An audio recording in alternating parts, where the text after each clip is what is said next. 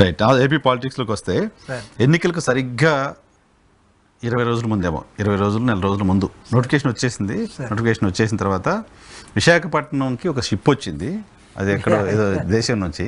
ఆ షిప్లో ఒక 25,000 కోట్ల రూపాయల విలువైన డ్రగ్స్ వచ్చాయి. వైసీపీ డ్రగ్స్ నమ్మి మొత్తం ఇక్కడ ఆంధ్రప్రదేశ్లో ఎలక్షన్ ఖర్చు పెట్టాలనుకుంది అని ఒక క్యాంపెయిన్ నడిచింది. డ్రగ్స్ ఏదో కంటైనర్ వచ్చింది, సిబిఐ విచారణ జరిగింది. సో నిన్న సిబిఐ ఏం తెలిసిందంటే అది డ్రగ్స్ కాదు, ఈస్ట్ అని తెలిసింది. సో దీనిపై మీ రియాక్షన్ ఏంటి, మీ పార్టీ రియాక్షన్ ఏంటి? సార్, ఇది కూటమిగా ఏర్పడ్డారు కానీ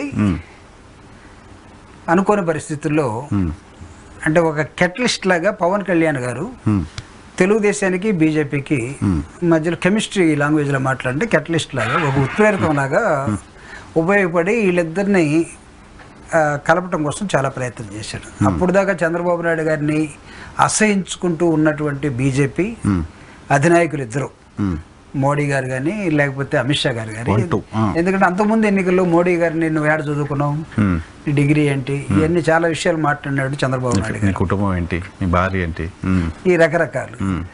సో పవన్ కళ్యాణ్ ఏదో ఒక విధంగా వీళ్ళిద్దరి మధ్య ఒక అంగీకారం, తను కూడా మధ్యలో ఉండి ఇద్దరు జుట్లు ముడేసుకున్నట్టుగా, ఈయన కూడా జుట్టు పెరిగింది కాబట్టి 3 జుట్లు ముడేసుకొని ముచ్చటగా ఒకటి అనుకున్నారు కూటమి అని. ఆ బలం కూడా చాలదనుకొని 3 పార్టీలు కలిసాము, ఒక పార్టీని ఎన్నుకోవటంలో పక్కకు నెట్టడంలో పెద్ద ఇష్యూ కాదు అని అనుకోవాల్సిన వాళ్ళు అనేకమైన అబద్ధాలని ఎన్నికల సమయంలో కుట్ర, అంతే మొత్తం కుట్రలాగానే వాటిని ఒక స్టోరీలాగా రాసి అనేకమైన అంశాలను తీసుకొచ్చారు. అంటే వైఎస్ఆర్ కాంగ్రెస్ పార్టీ మొత్తం డ్రగ్స్ అమ్ముకొని డ్రగ్స్ మయం చేసి ఆంధ్రప్రదేశ్ని నాశనం చేయటం కోసం తయారైంది. దానిలో భాగమే విదేశాల్లో కానీ భారతదేశంలో ఎక్కడ గంజాయి దొరికినా అది విశాఖపట్నందే. అసలు గంజాయి అనేది చంద్రబాబు నాయుడు గారి పీరియడ్లో కానీ అంతకుముందు కాంగ్రెస్ పీరియడ్లో కానీ అసలు ఎక్కడ లేదు. జగన్ వచ్చిన తర్వాతే గంజాయి తోటలన్నీ పెంచాడు. అన్నట్టుగా చేసే క్రమంలో చాలదన్నట్టుగా ఎక్కడి నుంచో ఒక షిప్ వస్తాయి, ఆ షిప్ నిండా ఇదే డ్రగ్స్ ఉన్నాయి, ఈ డైరెక్ట్గా వాళ్ళకి సంబంధించి. అప్పటికి వైఎస్ఆర్ కాంగ్రెస్ పార్టీ చెప్పింది, అరే మాకు సంబంధించింది కాదు, మాకు దానిలో అసలు ఏముందో తెలియదు, కావాలంటే మీరు చేసుకోండి, సిబిఐ వేసుకోండి, సిఐడి వేసుకోండి, బోల్డ్ అని చెప్పాం. కానీ ఎన్నికల వాగ్దానాల్లో వాళ్ళు ఈ సూపర్ 6తో పాటు ఈ అబద్ధాలను కూడా ప్రచారం చేశారు. ఇంత దారుణంగా జగన్మోహన్ రెడ్డి గారు ఒక సైకో అని, జగన్మోహన్ రెడ్డి గారి మీద అసలు ఆయన మనస్తత్వం వేరు, టోటల్గా వీళ్ళు చెప్పింది వేరు, రివర్స్. దానిలో ఈ డ్రగ్స్ కథ నాకు తెలిసి చాలా రోల్ ప్లే చేసింది మా మీద అబద్ధాలు. Negative campaign. నిజానికి ముంద్రా పోర్ట్లో, గుజరాత్లోని ముంద్రా పోర్ట్లో సరిగ్గా దానికి 1 year ముందు 4 లక్షల కోట్ల రూపాయల విలువైన డ్రగ్స్ పట్టుకున్నారు.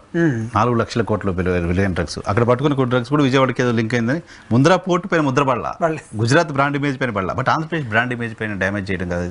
ఆంధ్రప్రదేశ్లో డ్రగ్స్ ఉంది అంటే అది నేషనల్ లెవెల్ పోర్ట్, అది national port. Mundra is only local port, అవును, లోకల్ గుజరాత్ వరకే. ఇది Visakha is not like that. దానిలో వీళ్ళు వేశారు.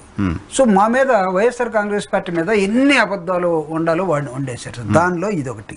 ఇప్పుడు దాని మీద సిబిఐ అన్నారు. అసలు యాక్చువల్గా ఆ షిప్ ఎవరికి సంబంధించింది అని మా ఇన్వెస్టిగేషన్లో తేలినప్పుడు కూడా అది పురంధరేశ్వర గారి వాళ్ళ మనుషులకు సంబంధించిన షిప్ అని తేలింది.